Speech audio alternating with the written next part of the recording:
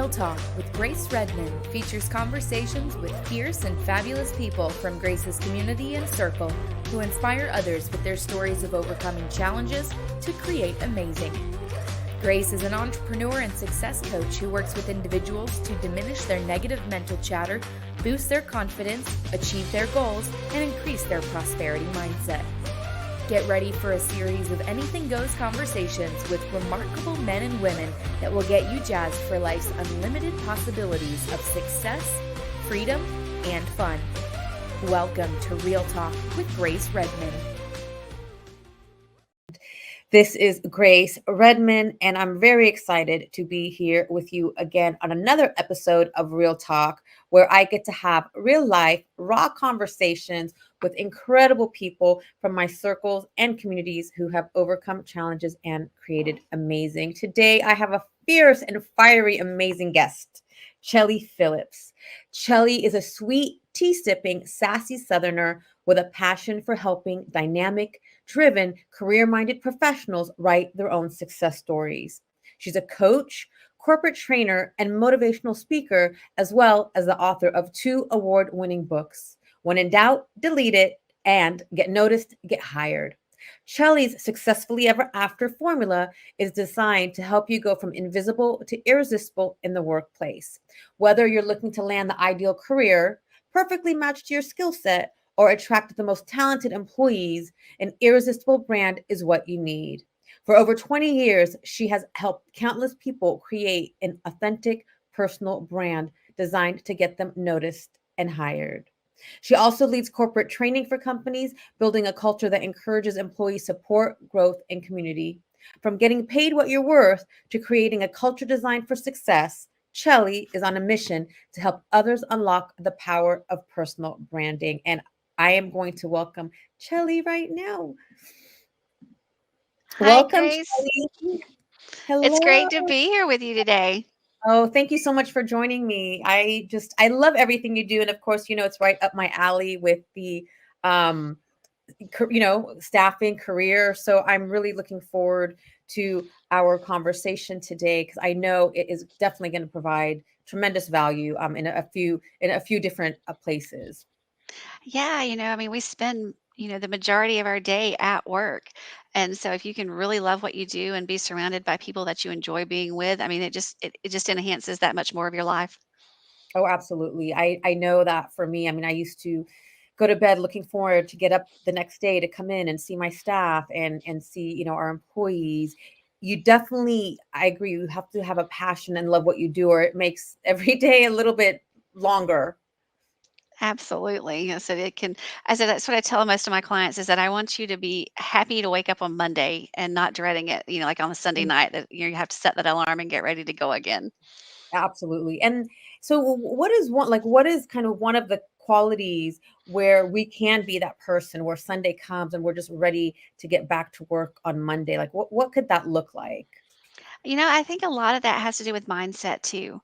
In I work a lot of people thinking about how the negative chatter in your head and like what you're taking in actually really begins to manifest itself and how it begins to grow. And that's what you start focusing on instead of the positive things that are happening. So I think the one thing that people could do to really affect how they feel about, their job and getting up and getting ready to go and that kind of thing is to think about the positives for a while. Make that gratitude list that we all hear about and talk about. But what is it about the job that you love? What is it about the coworkers that you enjoy? Maybe the commute is what you need to kind of get settled in and listen to your favorite podcast or an audiobook or something like that to kind of set the tone for the day. But I think you can really do a lot with mindset to make it where you're looking for the positive and you're looking for the good instead of focusing on the bad. I agree. I love what you just said because for so many years I was conditioned to look at the negative as a way to motivate me to do things better, not realizing it really goes the other way around. When we Yeah, look at that's the one. gratitude, we have more energy to kind of improve on the other pieces.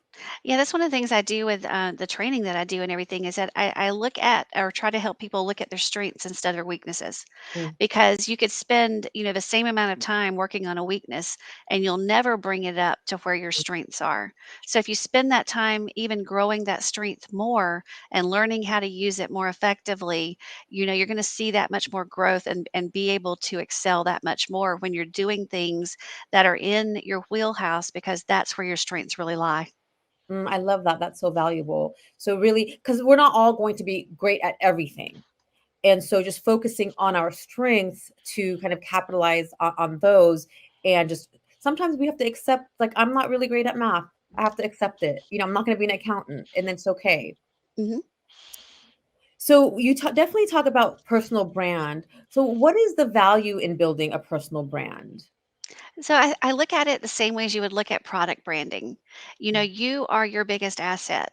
And so just like Nike, just like Coke, just like any of these places, and spend time and money investing in a brand, which means they're trying to shape how you think about them, how you feel about them, and create some kind of emotional reaction because we all buy based on emotion most of the time, not so much need. And so if you can do the same thing with your personal brand, especially when you're looking for career, then you're going to be attracting the offers that are most similar to what you want to be doing, where you can be using your skill set. And it's your way of showing that hiring manager or that recruiter that, hey, I have what you're looking for. Here's how I've done this before. You're shaping that image of you in a way that somebody can already see you as a part of that workforce, working there with them. And that's really the goal, is just using that brand to be able to make them see you already in that cubicle or already in that office doing the things that you're doing. And if you're using their language, like if you've researched their culture, if you've researched their website, if you've gone through and looked at press releases, and you know how they talk about themselves, and they know and you know the culture that their employees have by scoping them out on Glassdoor and different places like that, you can really communicate to them in a way that they already see you as an employee because you're mimicking what they've already put out there for others to see. Mm. So the research, I mean, doing the research on the companies that you're interested in and having the knowledge. So when you go into the interview with them, you're speaking their language. Yeah, absolutely. It's just like, when the commercial comes on every year at I guess it's Christmas time when Coke does all the polar bears and the different things like that, or during the Super Bowl that just came through. Some of the ads that really resonate are the ones that tug at your heartstrings. Yes. And they tug at your heartstrings because they're speaking your language. They know that people, resonate with family, they resonate with loyalty, they resonate with, good times and good energy and that kind of thing. And so you're basically doing the same thing. You're creating a brand for yourself, a campaign for yourself so that you can get hired and get paid what you're worth. And, if you watch a lot of what is going on in the media, you can actually use some of those same tactics for yourself on your social media and when you're positioning yourself for those interviews and for those opportunities that come your way. That's fascinating. So can you give us an example of how, an individual, someone looking for a new career opportunity, how can they mimic some of the media themselves? Like, what would that look like? So let's just take your social media platforms, for instance. A lot of people think, okay, LinkedIn is going to be my career platform and everything else is fair game for me to be personal. Well, we all know that that's not true because, if someone comes across my desk for me to hire, I'm going to Google and see what all I can find out about them. And I'm going to scope their Facebook, I'm going to scope their Twitter, I'm going to see what they're doing on TikTok. I'm going to look at everything I can. So let's just say I'm hiring somebody that's going to be in communications for the organization. And if I pull up your LinkedIn profile and it's got everything right, it's got, well, this is what my experience that I've had. Your summary is catchy and it lets me know that you've got some personality about you. And then I flip over to your Facebook page or your Instagram page, and there's grammatical errors and there's a bunch of photos that are questionable and that kind of thing. The two images don't match each other. And the one thing that you want to make sure that you're doing across all platforms is that the image remains constant and consistent so that you don't appear to be two, three different people depending on what platform that someone's looking at you. If you Mhm, look at what major companies do across all platforms, you're going to see a very similar message. You may have different images because of the market that they're trying to reach, maybe younger on one demographic or one platform than another, or maybe it's even a tweak to the language that speaks more of that cultural reference that you have for the different age groups and things like that. But if you go down to the core message, it's the same across all the platforms. And to me, mhm, that's the best advice that I could give someone that was using personal branding is to make sure that you're authentically representing yourself across all the different platforms. mhm. I mean, I can vouch for what you said. I mean, doing staffing, continuing to do staffing, I absolutely check the across the board LinkedIn, Instagram, Facebook, and there have been times where because I saw something questionable right then and there, I stopped the process. So that's still, and I tell my I have young adult men. I tell them the same thing. Be careful what you post because as you go out into the work world, they're looking. They're looking. Yeah, it's not something that just goes away. I mean, like what you post, like what is it? Every morning you wake up, Facebook is sending you, "Hey, here's your memories from 9 years ago, from 11 Right. years ago, from," you know, and so I mean, they're out there. If a person is really wanting to find out what they can scroll back a lot of years and see, what kind of person you really are, what matters to you, what have you been posting about? Are there red flags out there that maybe when you were a freshman in college, you said a lot of things, that you might now wish like, Maybe I had toned that down a little." It's a great time to actually go back through and try to maybe do some purging on your Mhm. older messages and things like that to make sure that they really are reflecting who you as a person want to be known for in the career space. So for our personal brand, it could be consistent across platforms and also before going in for even the first interview, just knowing the company, knowing the mission, knowing who you're meeting with. Yeah, I think that's super valuable that you spend a little time doing research. It's going to help you with the interview because you're going to know more about that company and you can ask intelligent questions and you've researched a little about the culture and got a good idea from current employees, like what's it really like to work there.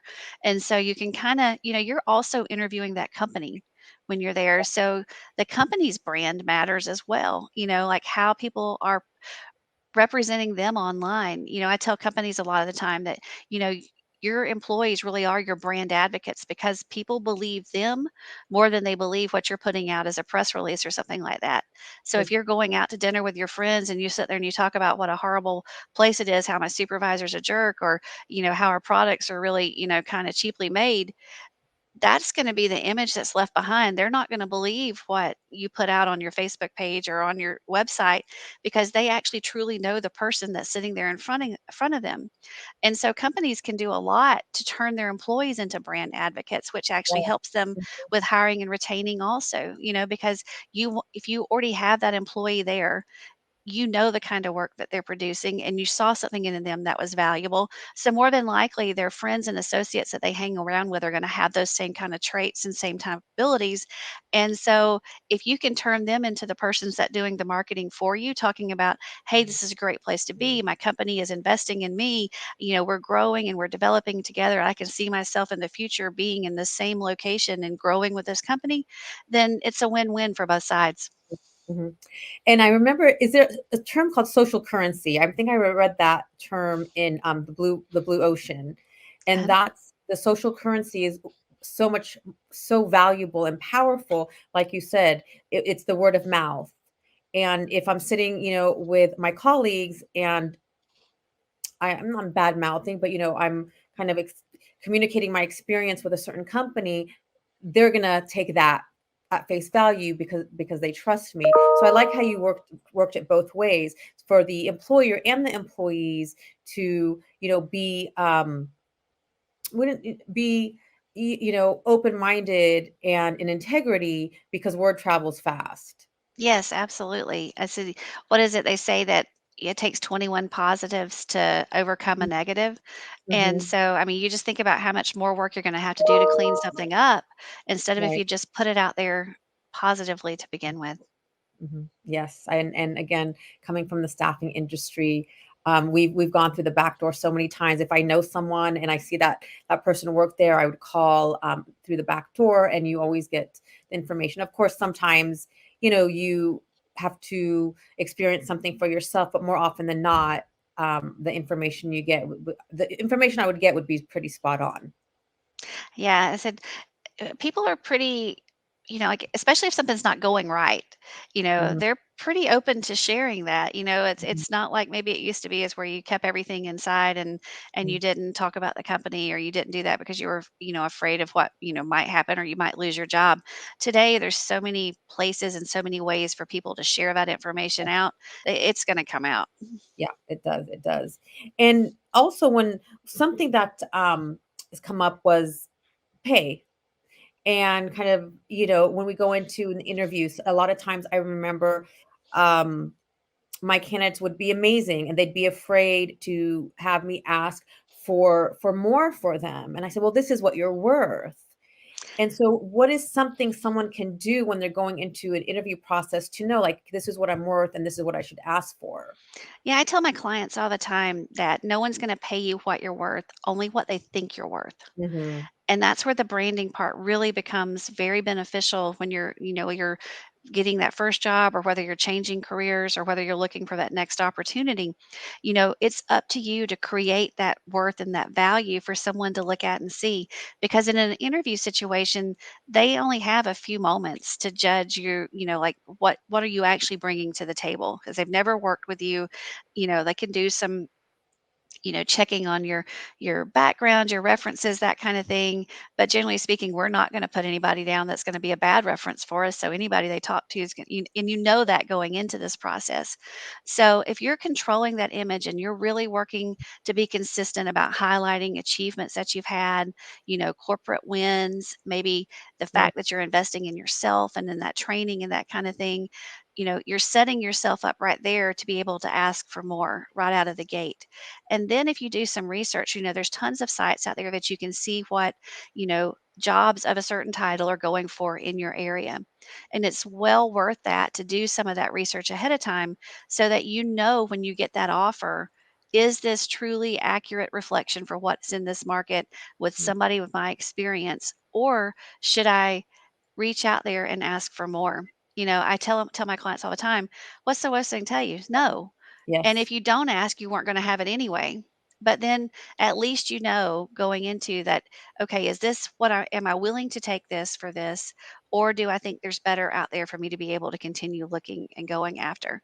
And, I think a lot of it is fear that keeps people from asking that and negotiating from that, that very first, you get so wrapped up in the job search process that it's like, oh, I got to take whatever they offer me. It's, like I've got to take it because they offered.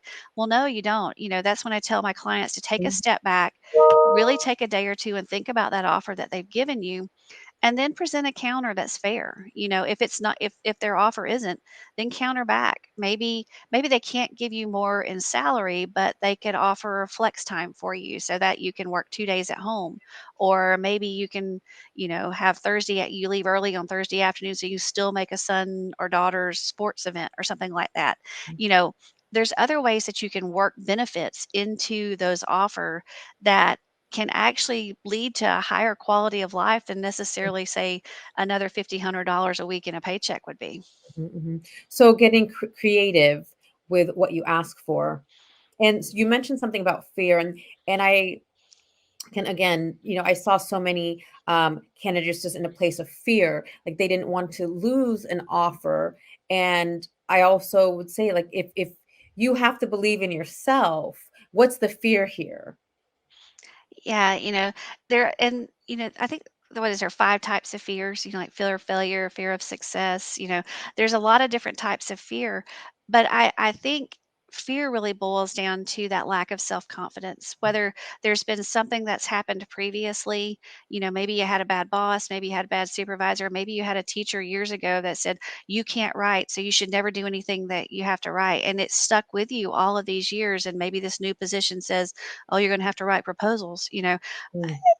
There's all kinds of things that can come back, and sometimes there's things that we don't even know are floating around in our minds, but they Right? manifest when these certain situations come about.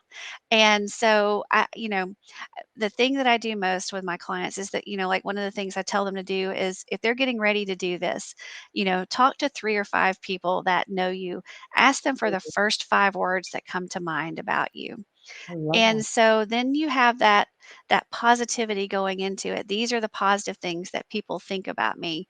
You know, ask some coworkers, ask some not necessarily your best friend. I mean, you can ask them too, but ask some people that are a little outside of your circle a little bit about what's the first thing you think of when you think of me in a work situation.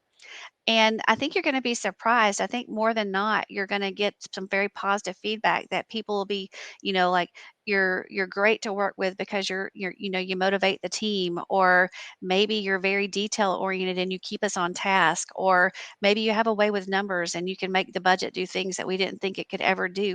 Mm. We all have those little gifts and talents, but they get lost. The thing is, I think really successful companies really do is they create a culture where failure is not a issue, because none of us ever grow and none of us ever learn new skills if we're afraid to fail and try something new. Yes. So you have to kind of be same thing when you're looking for a new position. You're comfortable where you were because you know the day in, you know the day out, you know the people that you're working with.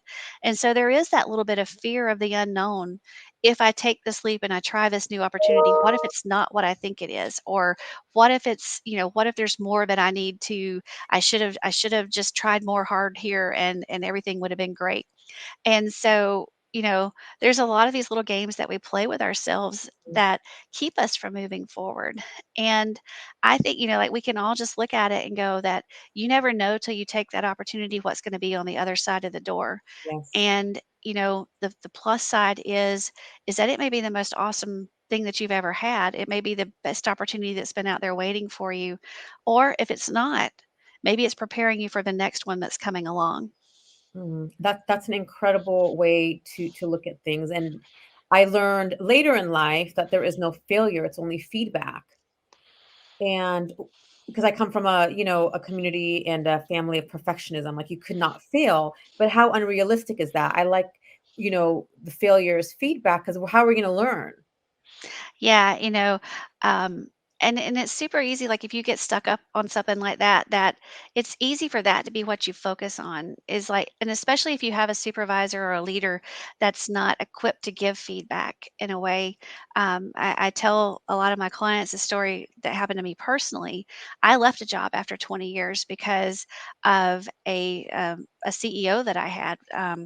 We had a management change come in and the whole philosophy of the organization came through, and I was doing some work and just knew that the guy was like, "You're not getting it. You don't appreciate it." A lot of what I did was in PR and marketing, and not everything we do has an ROI to it. And he comes from a financial background.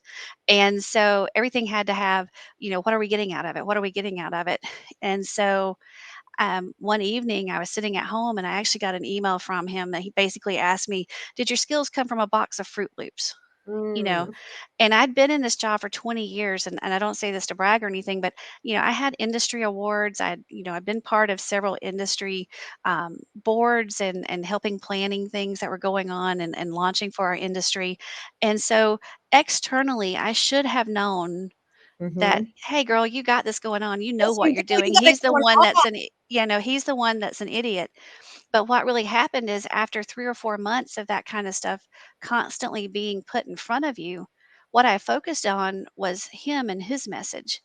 And, but that one email was finally the kick that I needed to be like, "You know what? Yeah, maybe it did come in a box of Fruit Loops. I am the prize inside that we used to dig for when I Yes, used to get the cereal when I was a kid. My brother and I'd fight over the box." yes. You And are the so prize. yeah, it's like I had to have that one moment where it was like, "Girl, pick yourself back up and think about this realistically. You are worth more than what he's giving you, and you're Mhm. worth not necessarily in money, but in time and attention and the listening to the ideas and the respect and making me feel like I was a part of, of a team that was working together. And had I not had that moment, I might still be in that same place today Mm, because after you've been someplace for 20 years, you start thinking, well, I've got retirement, I've got this, I've got, people are going to look at me crazy if I leave now. And at the time, over 40, and there's all the stereotypes of if you're looking for a job after you're 40, like you're never going to find anything because they don't want to invest in you because you only have so many years left. I'm which like, is a myth, who knew? everyone. It's a myth. Yeah, like who knew we were going to age out at 40, right? I'm like, no, I still think I got a lot left to give and a lot left to prove.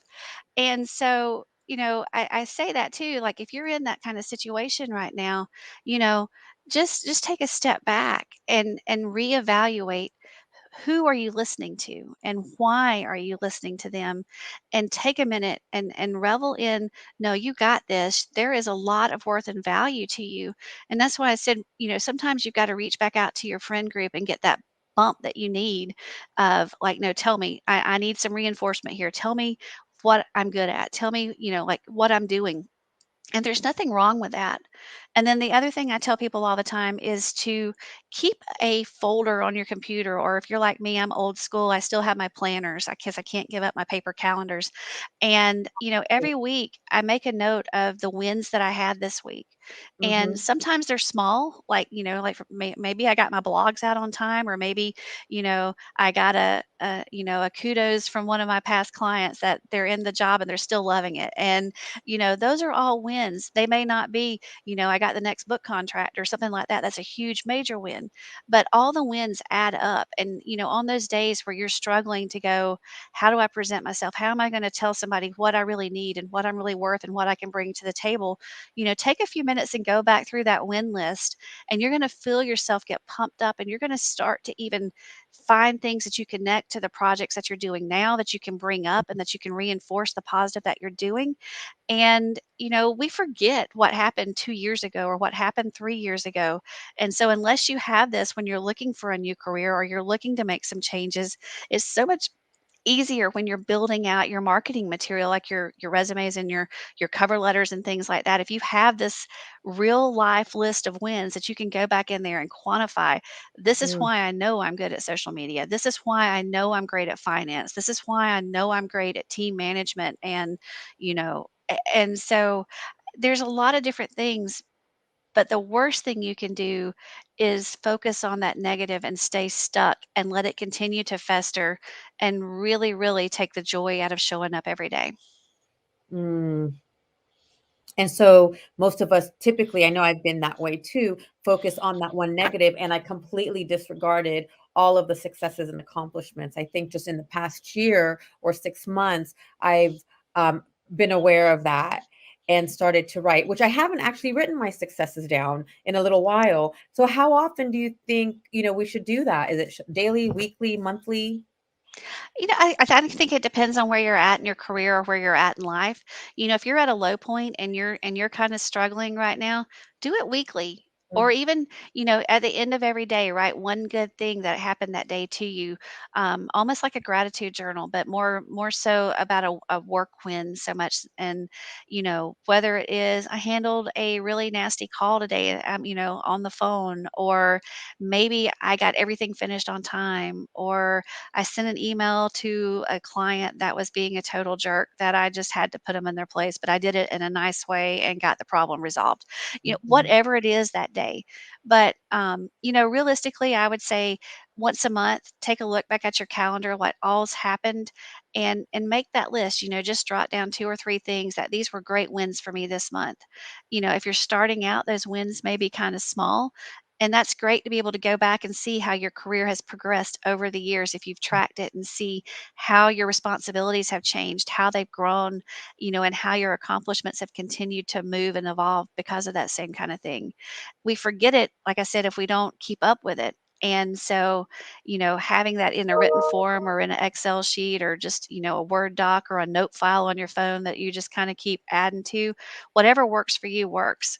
But, Love when that. you're having that bad day, or you're having, you're getting ready for an evaluation, or you're getting ready to go into an interview or something like that, take a minute and pop that file back open and read it, and you'll feel yourself start to revel in, yes, I know these things, and you truly will radiate that confidence when, when it comes from within when you're in those situations. I love that, and that resonated for me. And something that popped in was, I don't know if it was Marie Forleo that said this or someone else. It was the small wins that add up to the bigger wins. It's not like the big win, like we want this big win. However, it's not the big win. It's like all of those little wins create this. And I think we take for granted all those little celebrations because we want this big boom, but the boom is created from all of these little wins. It's like this Yeah, it's just this like a kid, you start crawling first before you ever take your first steps. And, yes. the first steps even are wobbly, and you might take one or two and then you fall down and then you have to pull yourself back up again. And then, eventually you're walking and then you start running.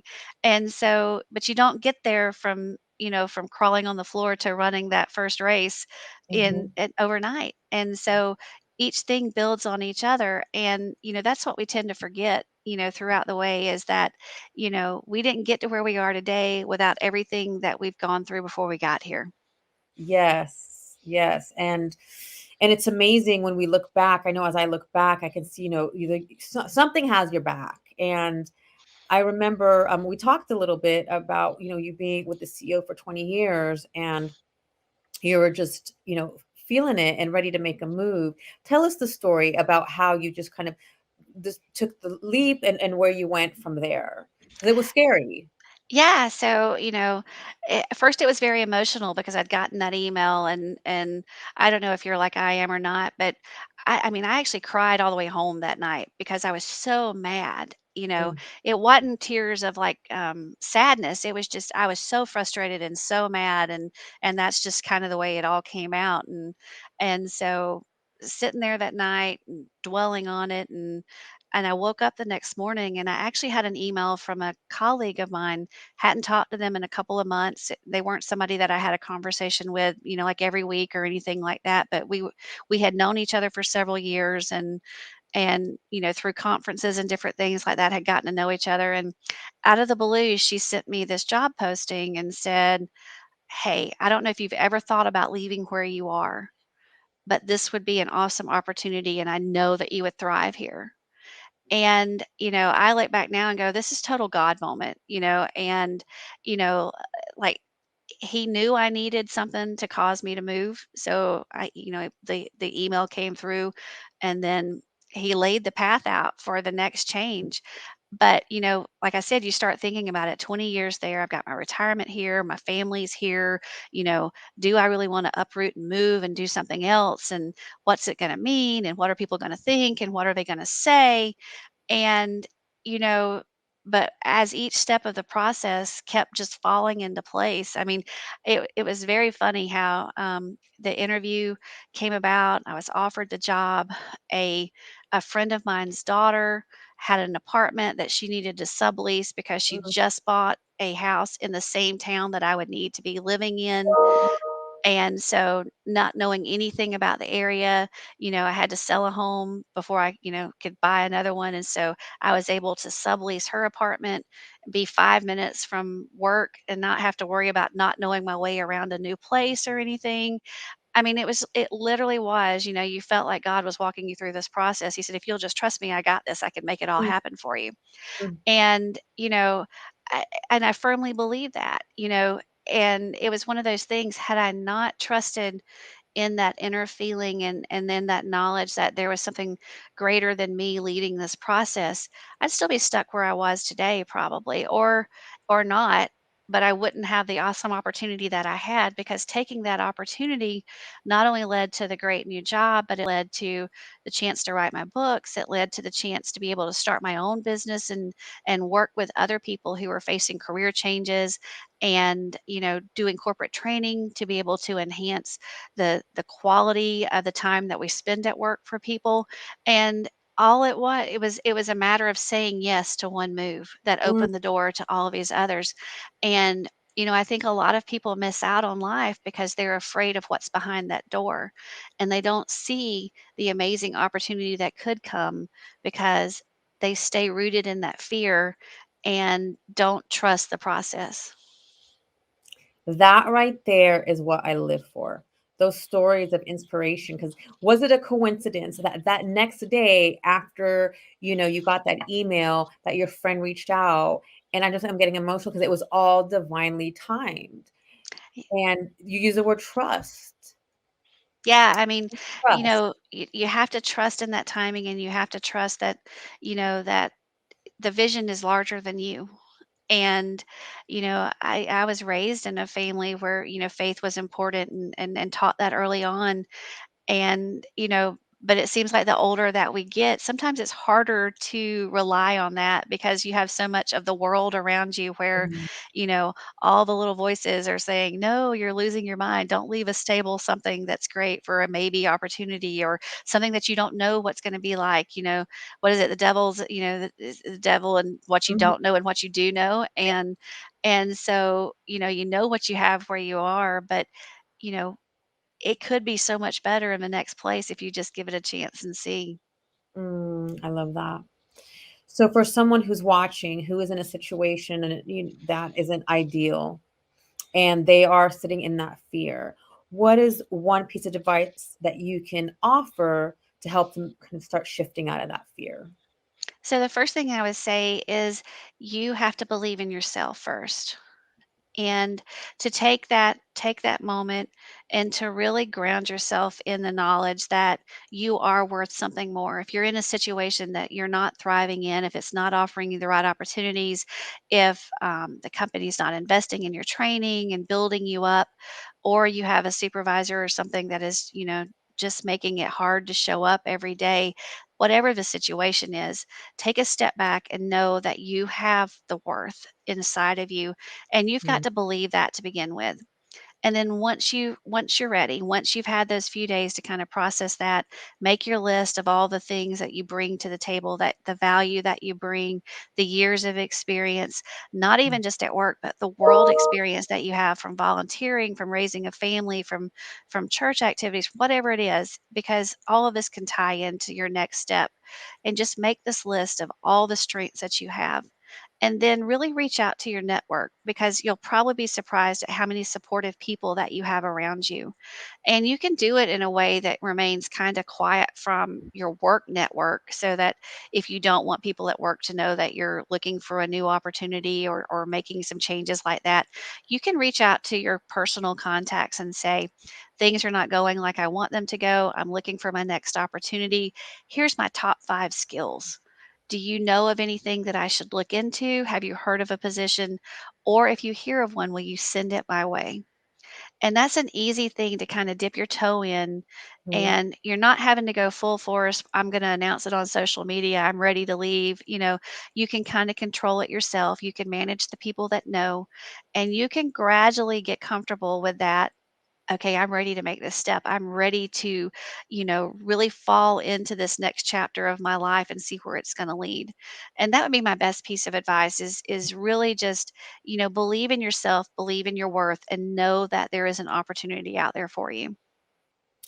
and the baby steps, and what I've learned is once we start taking baby steps towards a vision, God, the universe conspires with us, and the right opportunities and possibilities start showing up. And again, it's you can't make these things up. It's not a coincidence. It's it's God working with us, the Mhm. universe working with us, moving us towards the next, the next possibility. And I've learned as I've done that, I'd gained confidence. If Yeah, I was in a place where I wasn't confident, and then I started reaching out, networking and connecting, community filled me and made me feel better. yeah, that's what I said. Like we really are lucky to have cheerleaders around us, and you We don't really are. know what you have until you start activating it. And when you're it's hard sometimes to share what you think may not be the positive side of life. it's not Instagrammable, whatever. It's not the pretty picture that everybody wants to see. But if you've got those 2 or 3 people that you can be totally real with and be like, "Hey, this is my situation, and I really need some help." And, like, can you reach out to people you know? Can you share my information with them? Can you see if there's other opportunities? You know, I've been blessed, and I know other people have these people in their life to know that there's a circle of peeps around you that will help you and will be that shoulder that you can lean against and kinda get yourself motivated and get yourself built back up when you've been through a struggle. Yeah, and that's again goes back to, yes, I'm so blessed to also have people like that and us being open to it. Because I know as there was times that I wasn't open to it because I felt like I had to do everything on my own. But again, going back to the wealth that's in community is incredible. Yeah, and I think, what's gone on in the last, 18, 20, 24 months where people feel so isolated from each other has not helped the situation a lot. People have felt like they can't connect with people, that they can't be out, you know, reveling in, I think the human nature is we need people in our life, like we Yes, are relationship people. And, for you to thrive, you've got to have that community around you. And yes. so I think it's gonna take some people a little bit of time too to get used to reaching back out and being part of those circles, you know, because of everything that's been going on. And, sometimes it's okay, start small, like we said, that baby step, pick Mhm, 1 or 2, mhm. have somebody call them up, go have coffee with them, just share with them and, and return the favor, ask what's going on in their life, people feel like it's a two-way street, they're even that much more, receptive to Yes. helping you if they know that they've got someone here that down the road, maybe that I may need help too, and this person will be somebody that I can count on. And it goes back to relationship, community, connection. We need it. We definitely need it. And I'm looking forward to getting back out there now as we move forward with what's going on. So it's been amazing to have you. I mean, so many great nuggets, so many great nuggets. And It's been a great talk. I mean, so like there, I want to really go back and even make notes because you really brought some really incredible points up. And there's someone who's watching either right now with us live or on the replay. What's a few ways they can work with you and how can they reach you?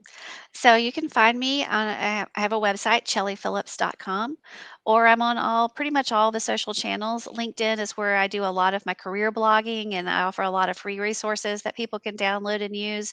My books are available anywhere you buy books, normally Amazon, all the big box kind of places and that kind of thing. And so, and I am very social on social media. So if you ask a question, I'll more than likely answer you right there on the platform. So feel free to connect.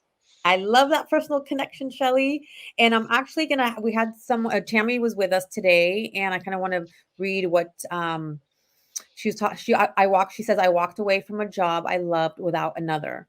It was a total walk of faith, but like you, Shelly, management changed, and I was bullied horrifically. So again, just walking away. And I know for Tammy, everything worked out the way it was supposed to. Just taking that leap of faith. That's a beautiful Well, and share. I think that's important too, that, when that stuff is happening to you, you feel like you're the only person in the world it's happening to, and you have to deal with it on your own. And I think just hearing people like me, like Tammy, sharing her stories, and that that there's other people that have gone through out there and walked through that and came out in a much better place on the other side, you Mhm. can kind of pull from that strength too and Yes, use it to be kind of your motivation that you do deserve more. yes, yes. And thank you so much today for sharing and being vulnerable and sharing the story of, being in the same position for 20 years. And then now, I mean, you're, a very successful executive and business owner. And what an incredible story. I'm just grateful to have had you on today and shared everything you did with us. Like I said, I'm going to go back and take notes, write my notes down. I just appreciate you having me, and I hope someone found good value in today's Absolutely. conversation. Absolutely. There's so much of value. And thank you for all of you that joined us live. I really appreciate you. And for those of you who are watching the replay, thank you for watching and listening because I know there are so many other podcasts you can listen to. I'm very grateful and appreciate you. And if you have questions, definitely on the replay, put them in the chat. Both Chelly and I will come back to those. And again, thank you so much. And I wish you an incredible rest of the week. All right. Take care, guys.